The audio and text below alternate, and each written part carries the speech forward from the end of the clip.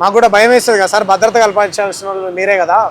అంచేత మేము మా వేరే వాళ్ళు మా కమ్యూనిటీకి సంబంధించినటువంటి అన్న వాళ్ళు వచ్చారు, బయట ఉన్నారు అని అంటే అవసరం లేదు, నేను ఒక్కరినే పిలిచాము, వాళ్ళందరూ అక్కర్లేదు అని చెప్పారు. నన్ను అయితే ఏం బెదిరియలేదు. అంటే చెప్పినా మీకు మార్వాడీలు ఇట్లా ఫోన్ చేసి నిన్ను ఏడుంటావు అది అని అడుగుతున్నారని?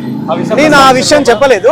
మీరు ఒకవేళ మీకు అటువంటి థ్రెట్ కాల్స్ ఏమంటే వస్తే కనుక కంప్లైంట్ చేసుకోండి అని చెప్పారు. నేను కంప్లైంట్ చేస్తాను. మా రామప్రసాద్ అని తీసుకెళ్ళి లీగల్ మా లాయర్ గారిని తీసుకెళ్ళి కంప్లైంట్ చేస్తాను. అంటే ఏం చేసి కాల్ చేసి థ్రెటన్ చేస్తున్నారు అంటే ఎవరంట వాళ్ళు? ఎన్ని కాల్స్ వస్తున్నాయి మీకు రోజు?